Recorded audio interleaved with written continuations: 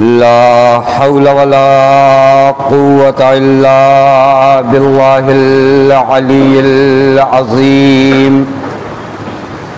أعوذ بالله من الشيطان اللعين الرجيم. بسم الله الرحمن الرحيم. الحمد لله الذي علا في توحده ودنا في تفرده وجلا في شانه وعظما في أركانه وقهر جميع الخلق بقدوته وبرهانه. والصلاة والسلام على أشرف الأنبياء والمرسلين حبيب الله العالمين مولا ومولى الثقلين جد الحسن والحسين مولانا أبي القاسم محمد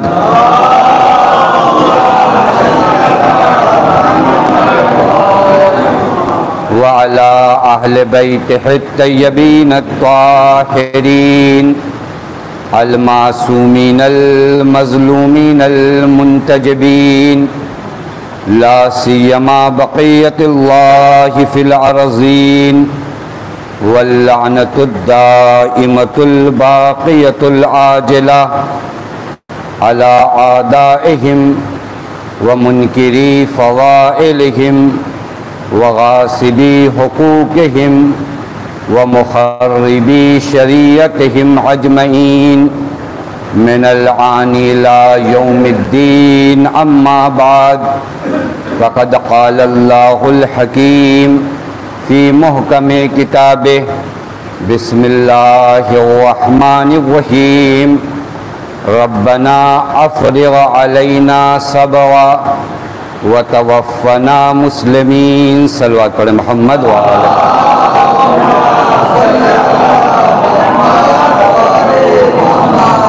ایک مرتبہ سورہ حمد اور 3 مرتبہ سورہ توحید کی تلاوت فرما کے مرحوم افضل ابن سلطان علی سومجی کی روح کو اصال فرما.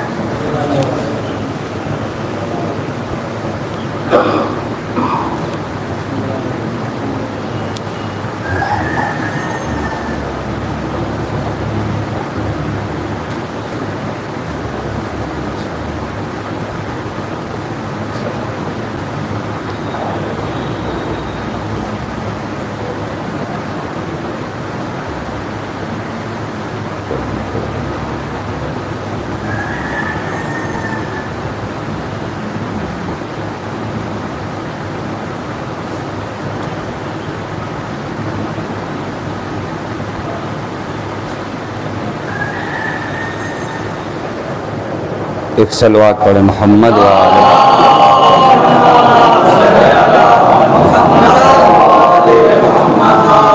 پروردگار عالم کا لاکھ لاکھ شکر ہے کہ اس معبود نے ہمیں اور آپ کو بارگاہ اہل بیت علیہم الصلاۃ والسلام میں حاضر ہونے کا شرف عنایت فرمایا.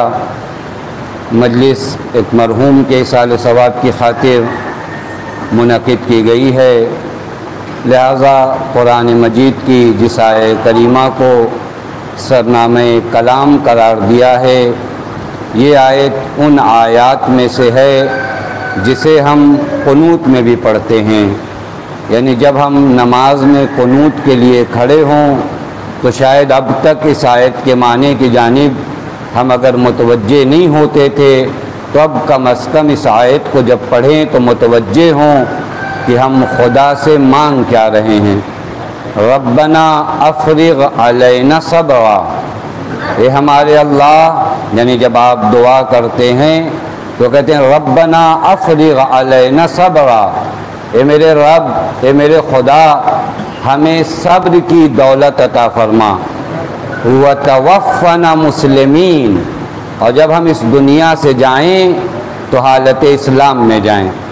یہ دعا ہم دعائے قنوت میں قرآن مجید کی آیت ہے، اور ایسی آیت ہے جسے بآسانی یاد کیا جا سکتا ہے، اور ضروری نہیں ہے کہ صرف قنوت میں اس دعا کو پروردگار عالم سے طلب کیا جائے، بلکہ ہر مقام پر، ہر جگہ پر، حتیٰ مجلسوں کے بعد ہم یہ دعا کریں، ربنا افرغ علینا صبرا وتوفنا مسلمین۔ اے میرے اللہ، ہم جب اس دنیا سے جائیں تو حالت اسلام میں جائیں۔ آپ سمجھ گئے میرے دوستو عزیزو، یعنی ہم انجام بخیری کی دعا کرتے ہیں، ربنا افرغ علینا صبرا وتوفنا مسلمین۔ چونکہ ایک چیز یہ جان لیجئے، زندگی میں جو بہت اہم ہے وہ آپ کی زندگی کا اختتام، جہاں یہ زندگی ختم ہوتی ہے وہ بہت اہم مرحلہ ہے۔ بہت سے لوگ اس دنیا میں جنہوں نے آغاز بہت اچھا کیا، جنہوں نے ابتدا بہت اچھی کی، لیکن آخر تک باقی نہیں رہ پائے۔ آپ پوری تاریخ اٹھا کر دیکھو کہ بہت سے لوگ اس دنیا میں ہیں جنہوں نے جو ابتدا کی ہے تو ابتدا بہت اچھی کی، لیکن باقی نہیں رہ پائے۔ حتیٰ ہمارے ہاں بھی ہوتا ہے، بعض بچے آپ سنتے ہیں، بعض بچے ابتدا میں پڑھنے میں بہت تیز تھے، لیکن پھر حالات نے ان کو بگاڑنا جب شروع کیا تو ایسا ہوا کہ ہائی اسکول آتے آتے وہ فیل ہو گئے۔ کہ ان کا رزلٹ ابتدا میں تو آسان تھا، ان کا رزلٹ ابتدا میں تو بہت اچھا تھا، یہ کیا چینجنگ ہو گئی؟ یہی تو بچہ ہے، یہی تو اس کا دماغ ہے، یہ کیا ہو گیا؟ کہ مولانا ابتدا میں اتنی زیادہ مشغولیات نہیں تھی، لیکن جوں جوں بڑا ہوتا گیا، ماحول نے، حالات نے اس کے ذہن کو اپنی جانب مشغول کر لیا، لہذا جب اختتام ہوا تو اچھا نہیں ہوا۔ تو جو فرما رہے ہیں بہت سے لوگ ایسے آپ کو ملیں گے۔ اسی طرح زندگی ہے، آپ کبھی کبھار یہ نہ سوچیں کہ یہ جو زندگی ہے جو دنیا میں ہمیں ملی ہے یہی زندگی ہے، نہیں، زندگی کی کتاب کا ایک ورق یہ ہے، ابھی بہت سے اوراق باقی ہیں۔ جس طرح ایک کتاب کا ایک ورق ہوتا ہے نا، اسی طرح یہ زندگی ہے، اس سے زیادہ نہیں ہے۔ معصوم فرماتے ہیں وہ حیات آخرت، اس کے مقابلے میں اگر اس حیات کو تم کمپیر کرو گے تو یہ حیات اس حیات کے سامنے سایہ ہے، یعنی اصل حیات وہ ہے اور یہ سایہ۔ جس طرح آپ چلتے ہو نا، ایک آپ کا سایہ ہوتا ہے اور ایک آپ خود ہوتے ہو۔ یہ زندگی جسے بہت بڑی آپ سمجھتے ہو، معصوم فرماتے ہیں یہ سایہ ہے، اصل زندگی وہ زندگی آخرت ہے۔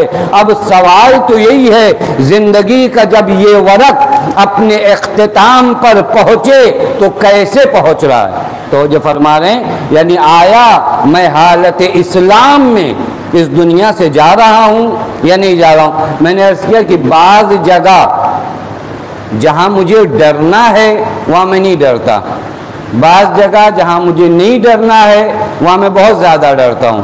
یعنی یوں کہوں، جس چیز کے بارے میں مجھے مضطرب ہونا چاہیے وہاں میرا اضطراب نہیں ہے، جہاں پر مجھے اضطراب نہیں رکھنا چاہیے وہاں میرا بہت اضطراب ہے۔ مثلا رزق کے دنیا، یہاں پر کوشش کرو، محنت کرو، تلاش کرو، لیکن مضطرب مت ہو، اضطراب نہیں آنا چاہیے۔ کیوں اضطراب نہیں آنا چاہیے؟ چونکہ اللہ تعالیٰ نے میرا رزق قرار دیا ہے، اور اگر اس نے میرا رزق قرار دیا ہے تو کائنات کی کوئی طاقت میرا رزق نہیں چھین سکتی۔ تو یہ فرما رہے ہیں اگر اللہ تعالیٰ نے میرا رزق، میں یہ نہیں کہتا کہ آپ گھر میں بیٹھو پھر 12-1 بجے تک سوئیے اور اس کے بعد کہیے کہاں ہے مولانا ہمارا رزق، نہیں، یہ تو ہے ہی نہیں شریعت میں۔ شریعت کہتے اجتہاد کرو، کوشش کرو، تلاش کرو، اعتماد خدا پر کرو، رزق اس کے ہاتھوں میں ہے، وہ دے گا۔ بس یہاں مجھے زیادہ ٹینشن لینے کی ضرورت نہیں تھی، یہاں میں نے ٹینشن لیا۔ تو جو فرما رہے ہیں یہاں زیادہ اضطراب کی ضرورت نہیں تھی، میرا پورا اضطراب یہی ہے، کل اگر دکان پہ جاؤں گا اور گاہک نہیں آئے اور مال نہیں بکا تو کیا ہوگا، اور یہ ہوگا وہ ہوگا، اس طرح 70 بیماریوں کو میں نے اپنے وجود میں جنم دے دیا جہاں پر مجھے اضطراب نہیں لینا تھا۔ میں یہی سوچتا وہ رب جب میں بول نہیں پاتا تھا تو اس نے ماں کے پستان میں میرا رزق رکھا تھا، تو وہ رب اب مجھے کیسے بھوکا رکھے گا؟ ایک صلوات پڑھے محمد وآلہ محمد۔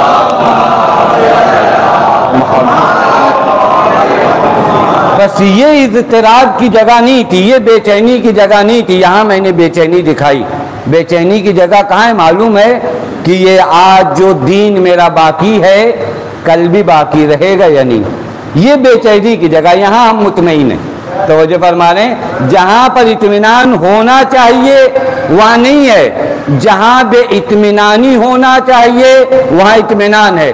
دین کو لے کر آپ کے ذہن میں ایک بے اطمینانی ہو کہ دیکھو آج میں دیدار ہوں لیکن کہیں کل مجھ سے ایسا کوئی عمل سرزد نہ ہو جائے کہ میں بے دین ہو جاؤں۔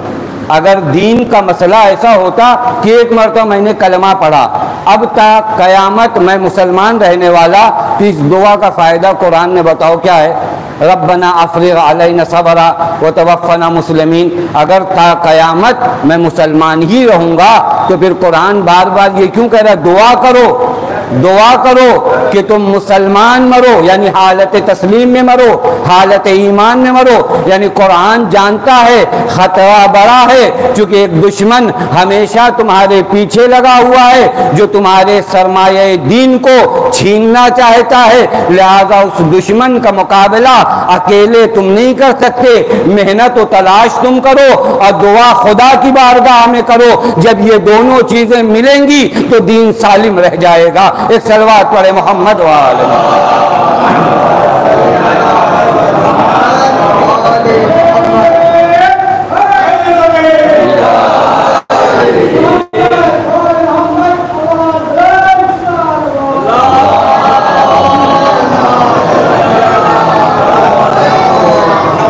لہٰذا میری زندگی کا، نہ مجلس کا، میری زندگی کا ایک اہم ٹاپک کیا ہونا چاہیے؟ عاقبت بخیری کے لیے میں پریشان رہوں، انجام بخیری کے لیے میں پریشان رہوں، اینڈ میرا اچھا ہو اس کے لیے میں ہمیشہ پریشان رہوں۔ یہ مجلس کا ٹاپک نہیں ہے، یہ عشرے کا ٹاپک نہیں ہے، یہ میری زندگی کا ٹاپک ہے، یہ میری زندگی کا ٹاپک ہے۔ زندگی کے ہر مرحلے میں مجھے اس بات کی فکر ہو کہ میرا انجام بخیر ہو۔ واقعاً میں ایک حدیث انشاءاللہ کوشش کروں گا کہ اس بچے ہوئے وقت میں آپ کی خدمت میں اس حدیث کو بیان کروں جہاں مولا نے عاقبت بخیری کا ہنر بتایا ہے کہ وہ کون سی چیزیں ہیں جس سے تم عاقبت بخیر ہو سکتے ہو۔ حتیٰ خود ایک موضوع ہے کہ عاقبت بخیری کی اہمیت کیا ہے۔ آپ دعاؤں کو اٹھاؤ نا، جتنی بھی دعائیں اٹھائیں، اکثر دعا میں ایک مضمون بار بار آیا ہے وہ عاقبت بخیری کا۔ یہ آپ دعائے جوشن کبیر میں کیا پڑھتے ہیں؟ الغوث الغوث خلصنا من النار یا رب۔ اس کا معنی کیا ہوتا ہے؟ وہی عاقبت بخیری کی دعا کر رہے ہو۔ یہ جو زیارت عاشورہ میں آپ پڑھتے ہو اللہم جل محیایا محیا محمد و آل محمد و مماتی محمد و مماتی ممات محمد و آل محمد، اس کا معنی کیا ہے؟ وہی عاقبت بخیری کا معنی ہے۔ یعنی بار بار یہ دعا آپ پروردگار عالم سے کرتے ہو، تو خالی دعا سے تو کام ہونے والا نہیں ہے نا۔ دین نے یہ تو نہیں بتایا نا فقط دعا کرو، دین نے کہا دعا کرو اور اقدام کرو۔ ہمارے ہاں ایسا نہیں ہے کہ آپ بیٹھ کر دعا کریے اور اقدام نہیں کریے۔ بعض لوگ ہوتے ہیں ان کو لگتا ہے کہ میں مسجد میں مصلی بچھا کر بیٹھ جاؤں گا اور اس کے بعد میری روزی روٹی یہی مصلی کے نیچے آنے والی ہے اور مجھے کچھ تلاش نہیں کرنا ہے، اور بڑی آسانی سے کہہ دیتے ہیں بھائی ہمیں تو خدا پہ بھروسہ ہے۔ آپ کو خدا پہ نہیں بھروسہ ہے، آپ کو اپنی کاہلی پہ بھروسہ ہے۔ تو جو فرما رہے ہیں آپ کو خدا پہ کوئی بھروسہ نہیں ہے۔ پیغمبر کے زمانے میں بھی یہ واقعہ ہوا کہ پیغمبر نے دیکھا کہ کچھ لوگ مسجد میں بیٹھے دعائیں نماز تسبیح پڑھ رہے، پیغمبر نے فرمایا من انتم، تم لوگ کون ہو؟ ان لوگوں نے کہا نحن متکلون، نحن متوکلون، یا رسول اللہ ہم خدا پر توکل کرنے والے ہیں۔ پیغمبر نے فرمایا انتم متکلون، تم لوگ دوسرے کے سر کا بوجھ ہو، تم لوگ کیا ہو؟ دوسرے کے سر کا بوجھ ہو، توکل کرنے والے نہیں ہو۔ لہذا دعا کے ساتھ عمل امام معصوم نے اس حدیث میں بتایا۔ میں جلدی 3 عمل جو امام معصوم نے اس روایت میں عاقبت بخیری کے لیے بیان کیا، بہت اہم ہے۔ اے کاش ہم واٹس ایپ کے جو میسج پڑھنے کے لیے وقت نکالتے ہیں، فیس بک پر اپنا اسٹیٹس دیکھنے کے لیے وقت نکالتے ہیں، اور یہ سارا اسٹیٹس ہو سکتا ہے اگر آپ کا موبائل ہینگ ہو جائے نا تو یہ اسٹیٹس بھی ہینگ ہو جاتا ہے، توجہ فرما رہے ہیں۔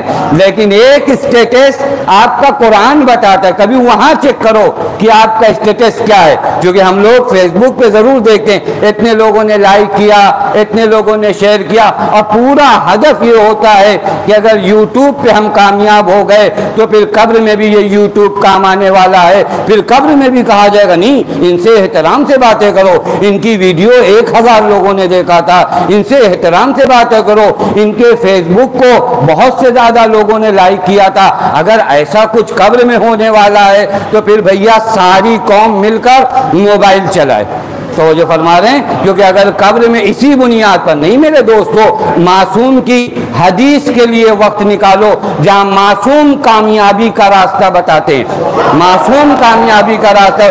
ہم غیروں کے چکر میں پڑے ہیں، فلاں فلسفی نے یہ کہا اور فلاں غرب کے دانشور نے یہ کہا، ارے جس کے پاس صادق آل محمد نہ ہو وہ دنیا کے پیچھے دوڑے، جس کے پاس صادق آل محمد ہو وہ دنیا کے پیچھے نہیں دوڑتا۔ ایک صلوات پڑھے محمد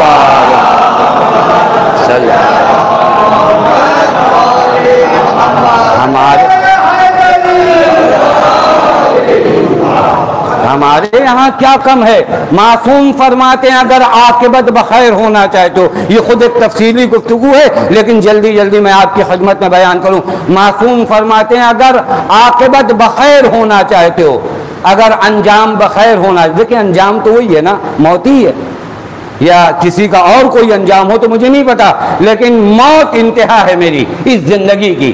اب عاقبت بخیر ہونا بہت اہم ہے۔ معصوم فرماتے ہیں 3 کام کرو، ان اردت ان یختم بخیر عملک، معصوم فرماتے ہیں اگر خیر عمل، اختتام بخیر، عاقبت بخیر ہونا چاہتے ہو تو 3 عمل انجام دو۔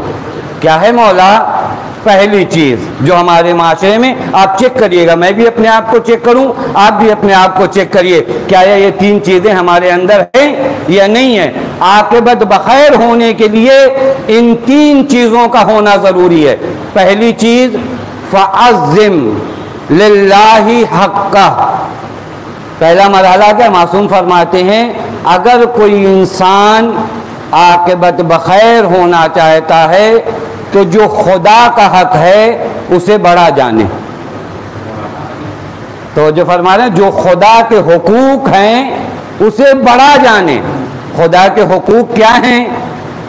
خدا کا حق ہم پر کیا ہے؟ خدا کا حق آپ جان سکتے ہو ہم پر کیا ہے؟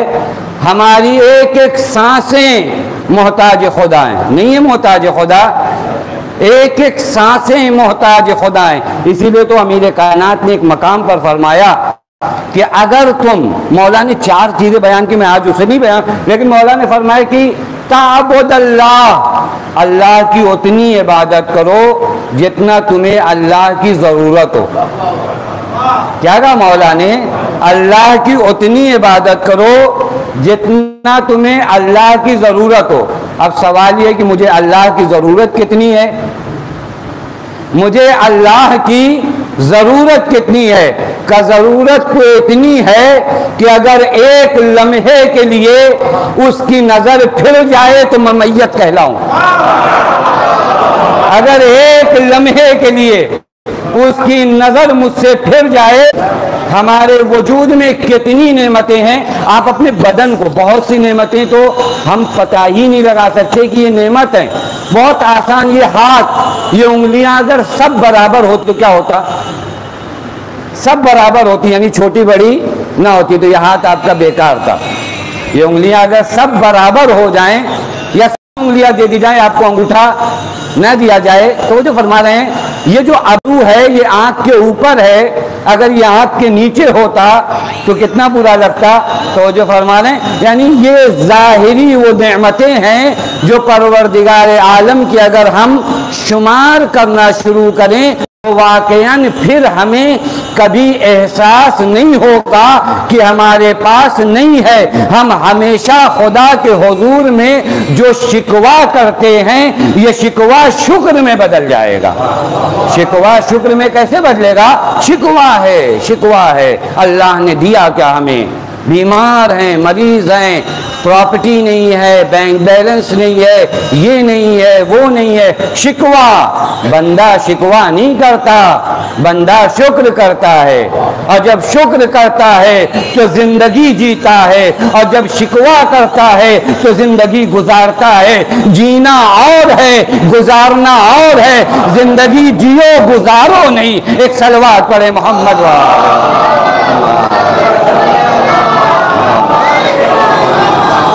دیکھا ہی نہیں ہم نے پہلا پرابلم۔ خدا کے حق کو عظیم کب جانیں گے؟ جب خدا کی نعمتوں کو دیکھیں گے، جب خدا کی نعمتوں۔ معصوم فرماتے ہیں جب بھی صبح کرو، شاید یہ دعا بھی اگر آپ لوگوں کو یاد رہ گئی تو میری کامیابی کا سبب بنے گا۔ معصوم فرماتے ہیں جب بھی صبح کرو یہ 4 دعائیں، یہ 4 حمد، یہ 4 شکر ضرور کرنا۔ جب بھی صبح کرو یہ 4 شکر کرو، اور آپ جانتے جتنا شکر کرو گے نعمتیں بڑھیں گی، جتنا کفر کرو گے نعمتیں سلب ہوں گی، کم ہو جائیں گی، اور ایک مدت آئے گی چھین لی جائیں گی۔ 4 شکر مولا نے فرمایا۔ کیا فرمایا؟ کہا پہلا حمد، پہلا شکر کیا کرو؟ الحمدللہ، تعریف ہے اس خدا کی۔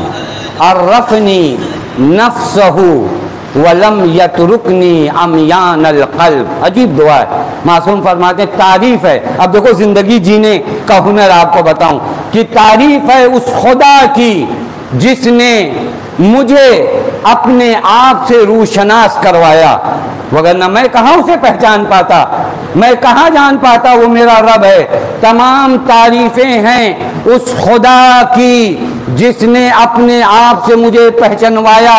وَلَمْ يَتْرُكْنِي عَمْيَانَ الْقَلْبِ، اس نے مجھے دل کا اندھا نہیں بنایا۔ یہ پہلی نعمت ہے کہ میرا دل زندہ ہے، میرا دل مردہ نہیں ہے۔ اب اس نعمت کو کب ہم نے یاد کیا؟ ہم نے کب یاد کیا کہ اللہ کا شکر ہے کہ اس نے مجلس میں آنے کی فرصت ہمیں عطا کی۔ یہ شکر کی جگہ نہیں ہے، مجھے انصاف سے بتاؤ، یہ شکر کی جگہ نہیں ہے۔ نماز پڑھنے آتے ہو تو شکر کرو کہ خدا نے یہ توفیق دیا کہ آپ اس کا نام لے رہے ہو۔ تو جو فرما رہے ہیں جب کسی کے ساتھ نیکی کرو تو شکر کرو کہ اللہ کا شکر ہے کہ یہ توفیق اس نے دیا، وگرنہ ہمارے اعمال اس لائق نہیں تھے۔ اس نے نماز میں بلایا، اس نے ماہ مبارک میں بلایا، اس نے مجلسوں میں بلایا، اس نے جلوسوں میں بلایا۔ یہ سب کس بنیاد پر تھا؟ میرا حق بنتا تھا کہ نہیں؟ تمہارا حق نہیں بنتا تھا، ہمارا فضل ہے جو ہم نے تمہیں نعمتوں سے نوازا ہے۔ یہ شکر کی جگہ نہیں ہے، یہ حمد کی جگہ نہیں ہے، نہیں یہ حمد کی جگہ ہے۔ اور جو بندگان خاص سے خدا ہے نا وہ خوب جانتے ہیں یہ حمد کی جگہ ہے۔ جناب موسیٰ کے زمانے سفینۃ البحار، محدث قمی جنہیں شیخ عباس قمی بھی کہا جاتا ہے، ان کی کتاب مفاتیح الجنان، کتنا مبارک قلم ہے آپ جان سکتے ہیں کہ جس کی کتاب مفاتیح الجنان آج ہماری مسجدوں، امام بارگاہوں اور ہر شیعہ کے گھر میں موجود ہوتی ہے۔ وہ اپنی کتاب سفینۃ البحار، اور اس کتاب کو لکھنے میں محدث قمی نے 20 سال لگائے۔ اب یہ بھی بات بریکٹ میں سنی لیجئے، کبھی کبھار ہمارے جیسے ناکارہ مولوی آئیں اور ایک روایت دیکھیں اور مرجع وقت پر اشکال کر دیں۔ ہم لوگ ایسے ہی ہیں نا، ایک آدھ روایت ہاتھ لگی تو اس کے بعد واہ ویلا، ارے روایت میں تو یہ ہے اور مولانا نے فتویٰ ایسے دیا۔ آپ نے ایک دن واٹس ایپ سے ایک روایت پڑھی، توجہ فرمائیے گا، واٹس ایپ سے ایک روایت پڑھی اور آپ کو دین سمجھ میں آ گیا۔ اس مرجع وقت نے 70 سال 80 سال معصوم کی احادیث میں زندگی گزاری، اسے حدیث نہیں مل پائی، اور یہ مومرا میں چلنے والا واٹس ایپ گروپ، اسے وہ حدیث مل گئی۔ تو جو فرمایا یہ بھی قوم، اور قوم کا پرابلم یہ کہ قوم ایکسیپٹ کرتی ہے۔ بہت تعجب کی بات ہے، بہت تعجب کی بات ہے۔ اگر میرے لیے کوئی دوا جو ہے نا ایک ایم ڈی ڈاکٹر تجویز کرے نا کہ یہ دوا آپ کو کھانا، دیکھیں، اور پھر اس کے بعد کوئی معمولی آدمی جو ڈاکٹر بھی پیشے سے نہیں ہے وہ میری دوا دے کے کہے نہیں نہیں یہ دوا آپ نہیں کھائیے گا، یہ دوا نقصان ہے، تو آپ کیا کرتے ہو اس کے ساتھ؟ آپ کہتے ہو بھاگو یہاں سے بہت جلدی۔ یہ دوا کس نے تجویز کی ہے؟ ایم ڈی ڈاکٹر نے تجویز کی ہے۔ تم تو دوا کا نام بھی صحیح سے نہیں پڑھ پا رہے ہو، بہت توجہ فرمائے گا۔ وہ جو دوا کا نام نہ پڑھ پائے اس سے دوا کی تجویز یہ قوم قبول نہیں کرتی، لیکن جو حدیث کی عبارتوں کو نہیں پڑھ پاتے ہیں اس سے احادیث قبول کرتی ہے۔ ایک صلوات پڑھے محمد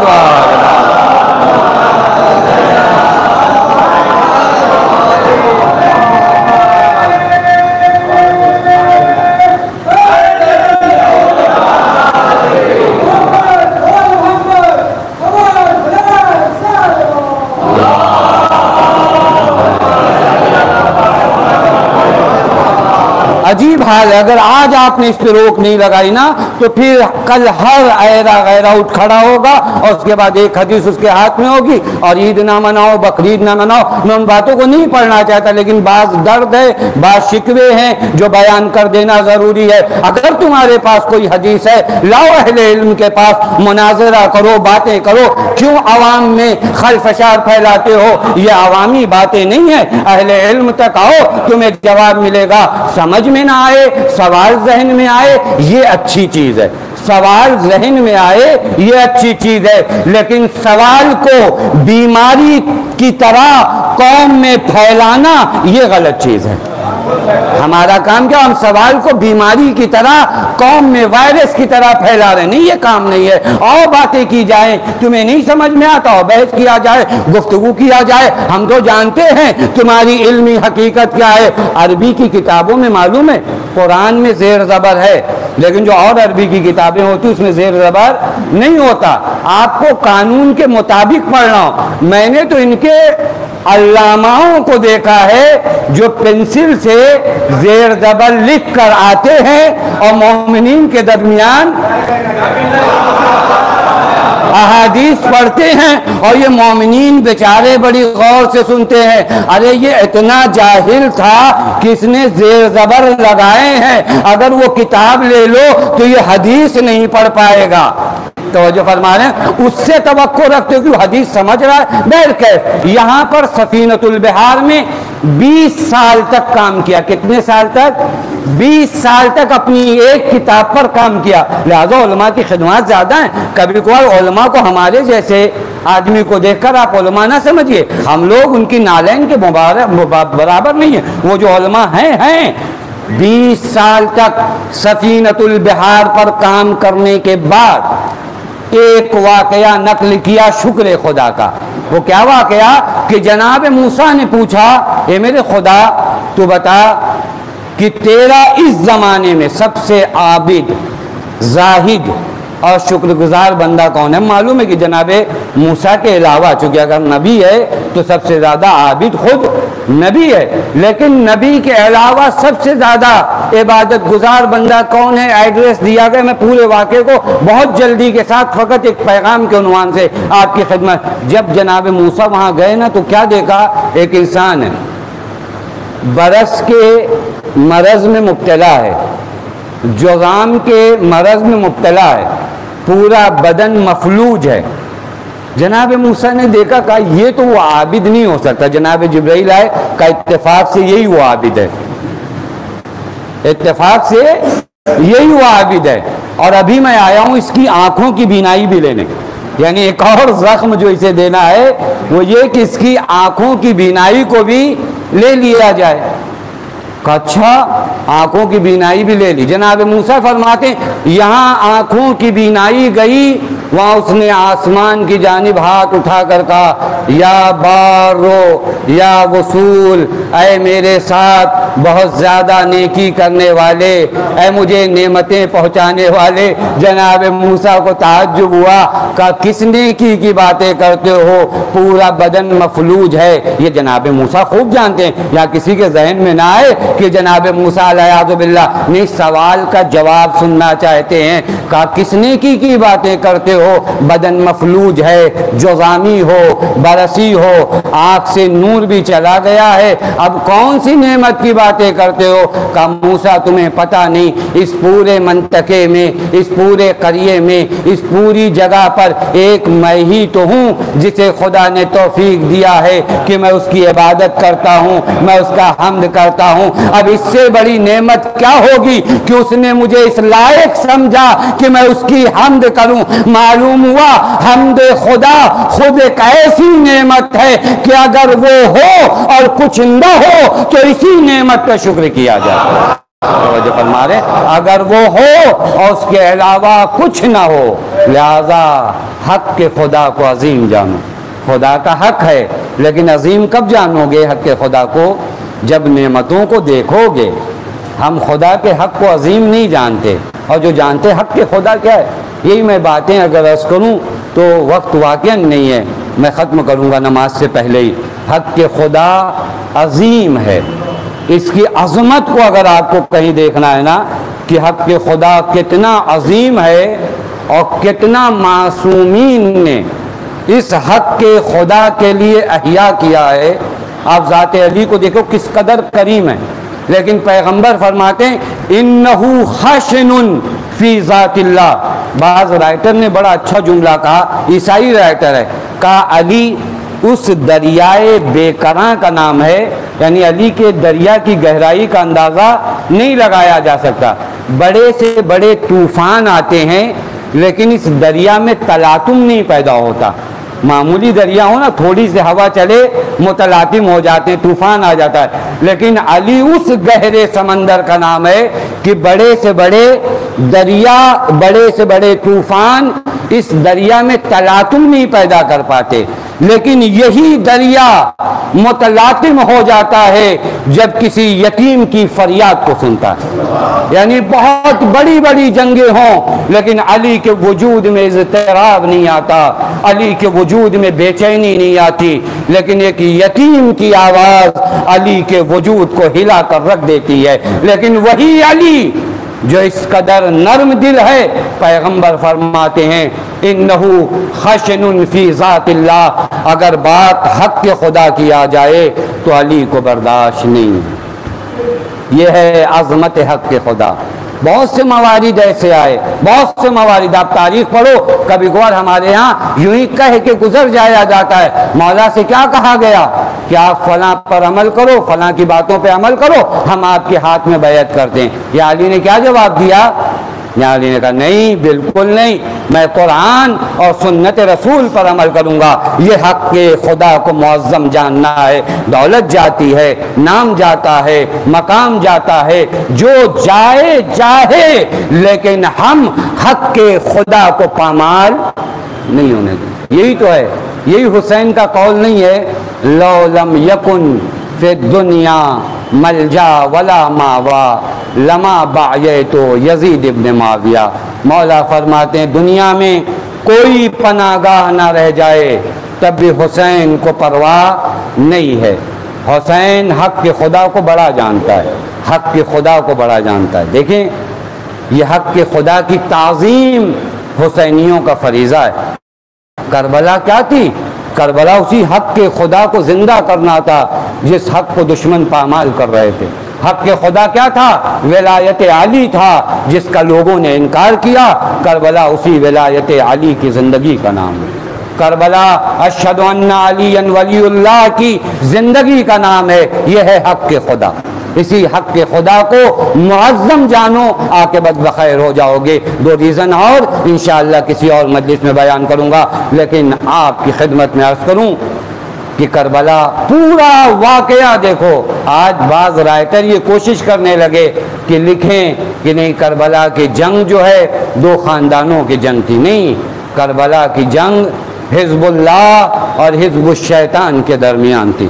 جہاں حقوق خدا کو پامال کیا جا رہا تھا وہاں حسین کھڑے ہو گئے کہ اے دین خدا، اگر تیری بقا حسین کے سر کے قربان کرنے سے ہے تو فیا سیوف و خزینی، اے تلواروں آؤ، دیر کس بات کی ہے، حسین کے سر کو جدا کر دو، لیکن حسین دین خدا کو مٹنے نہیں دے گا۔ ہاں ارباب اعضا، دین خدا کے لیے، حق کے خدا کے لیے امام مظلوم نے کربلا میں بہت کچھ قربان کیا ہے، بہت کچھ قربان کیا ہے۔ ان قربانیوں کا تذکرہ کیا کروں؟